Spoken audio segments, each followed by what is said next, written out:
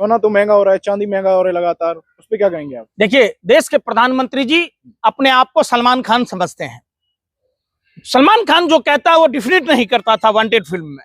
देश के प्रधानमंत्री भारत में 2014 के बाद जितनी बातें कही, ठीक उसका विपरीत काम किया, यानी कि जो बोला वो नहीं किया। उन्होंने पहले ही कहा कि मंगलसूत्र छीना जाएगा। आज देश के प्रधानमंत्री मंगलसूत्र छीनने का काम करते हैं। याद कीजिए 2014 से पहले सोने का दाम क्या था, इंदिरा गांधी जी के समय सोने का दाम क्या था, राजीव गांधी जी के समय सोने का दाम क्या था, आज सोने का दाम क्या है। हिंदू सनातन धर्म में मंगलसूत्र के रूप में सबसे पहले सोने का काम आता है। देश के प्रधानमंत्री जी बताइए कि आपने उन मंगलसूत्र से वंचित कर दिया हमारे देश के बहन बेटियों को। और जिस तरीके से चीन की मुलाकात होती है बीजेपी के, चीन के जो कुछ सदस्य आए थे वहाँ की पार्टी के, उनसे बीजेपी चुपचाप मुलाकात करती है। एक तरफ चीन का विरोध होता है, एक तरफ चुपचाप बीजेपी वाले मुलाकात कर रहे हैं, उस पर क्या कहेंगे? हमें लगता है प्रधानमंत्री जी अचेत अवस्था में हैं। जो आरएसएस और जो भाजपा चाइना के बारे में हमेशा कहती थी, आज गुपचुप तरीके से क्या डील हुआ भारतीय जनता पार्टी के कार्यालय में।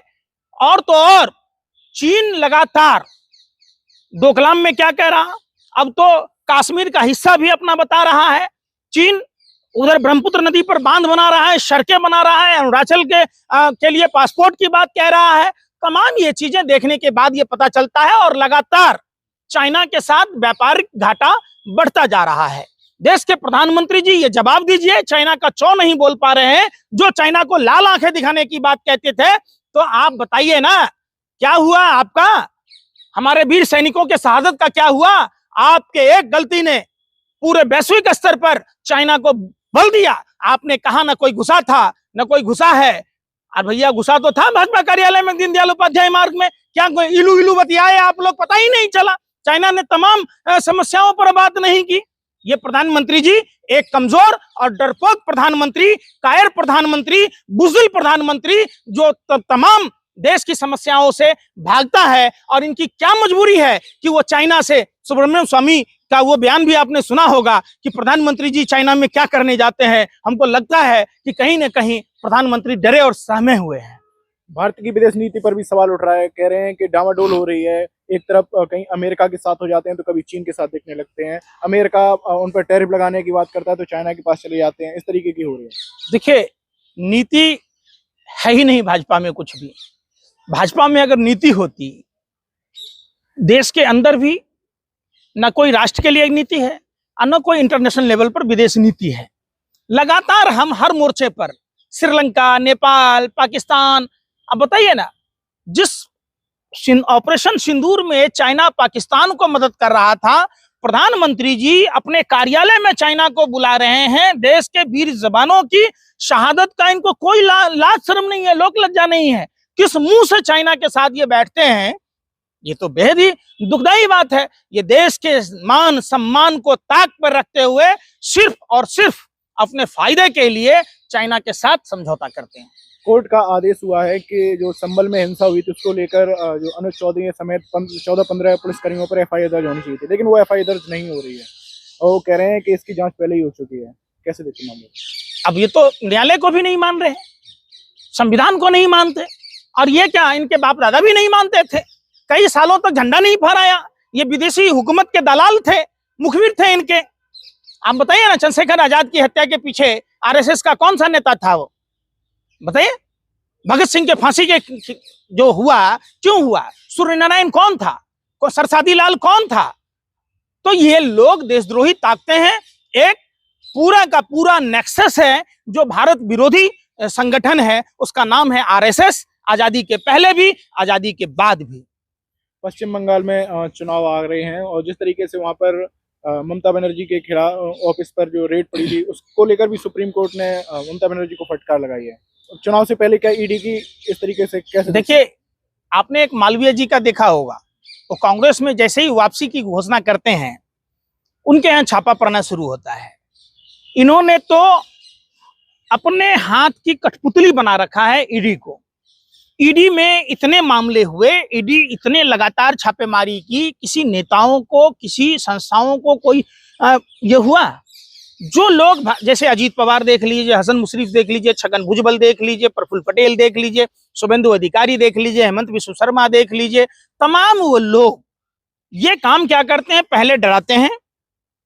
जब जब भारतीय जनता पार्टी डरती है तब तब सीबीआई, ईडी, इनकम टैक्स और स्थानीय जो संवैधानिक संगठन के लोग हैं उनको आगे करती है। इनका मकसद सिर्फ और सिर्फ डराना, धमकाना है। देश के लूट की संपत्ति को अपने पार्टी फंड में चंदा लेकर ये मामले को रफा दफा कर देते हैं। अमित शाह ने तो ये भी कहा था कि वहां तो घुसपैठ हो रही, फेंसिंग नहीं लगानी दी जा रही है पश्चिम मैं बंगाल। आपको मेघालय दिखाता हूं। मेघालय में भाजपा की सरकार है, ठीक है, केंद्र में भी भाजपा की सरकार है। कहिए अमित शाह जी के, अगर इस तारी पार गृह मंत्री के पिछवाड़े में दम है तो मेघालय में बारबंदी क्यों नहीं करता, क्यों नहीं रोकता है? वहां मेघालय में किसकी सरकार है? क्या मेघालय में भाजपा की सरकार देश के केंद्र सरकार को जगह नहीं दे रही है बारबंदी के लिए कि बांग्लादेशी आते हैं और जाते हैं? कहां है अमित शाह जी? मैं लेकर चलता हूं अमित शाह जी, आप आइए तो सही। मेघालय में आपकी सरकार है और बांग्लादेश के बॉर्डर से लोग आते और जाते हैं, आप क्या कर रहे हैं?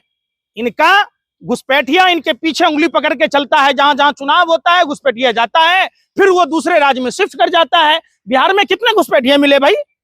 दिल्ली में कितने घुसपैठिए मिले? हरियाणा में कितने घुसपैठिए मिले? जहां भी चुनाव होता है ये सिर्फ और सिर्फ घुसपैठियों का नाम लेकर, पता नहीं घुसपैठियों से इनका क्या रिश्ता है। जहां जहां चुनाव होता है घुसपैठिए घुस जाते हैं, उसके बाद गायब हो जाते हैं। अरे देश के गृह मंत्री जी, बल्लभगढ़ में जब छापा पड़ा था 2900 किलो विस्फोटक मिला था।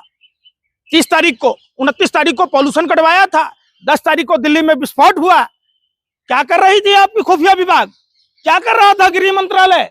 बल्लभगढ़ से अगर पैदल भी आया होता तो एक दिन में आकर सूचना दे गया होता दिल्ली पुलिस को, खुफिया विभाग को। सवाल करो तो फिर वही बात है, उल्टा फंसा दो। अरे भैया बताओ ना कैसे हुए हादसे? आप तो कहते थे ना देश के प्रधानमंत्री इतने बड़े विशेषज्ञ थे कि समस्या सरहद पर नजर नहीं आती थी, दिल्ली में नजर आती थी।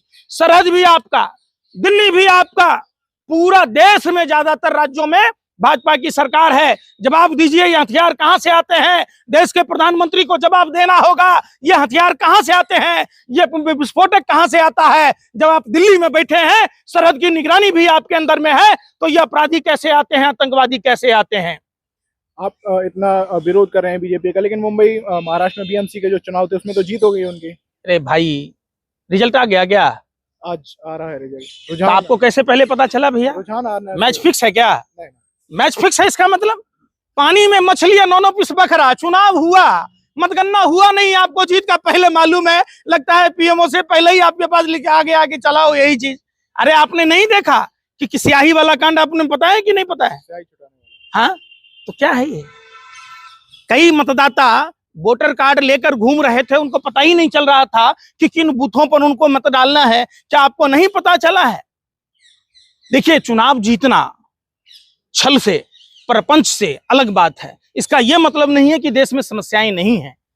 एक सच्चे देशभक्त के नाते आप देश की समस्याओं पर बात कीजिए। आप पत्रकार हैं, मानता हूं कि आपको दलाली में सत्ता का फेविकॉल आपके गले में अटक जाता है, आप गूंगे और बहरे हो जाते हैं। अभी आपको मालूम है एनसीआर में, दादरी में छात्रा के साथ छेड़छाड़ हो रहा है विश्वरैया इंस्टीट्यूट में। आपने सवाल नहीं पूछा, क्योंकि आपको अंकिता भंडारी पर सवाल नहीं पूछा। आप देश में हजारों की तादाद में, ऐसा कोई दिन नहीं है, ऐसा कोई घंटा नहीं है जहां 2 से 3 महिलाओं के साथ दरिंदगी नहीं होता है। आप उस पर सवाल नहीं पूछा। क्यों? कि आप सत्ता की दलाली में गूंगे और बहरे हो गए हैं।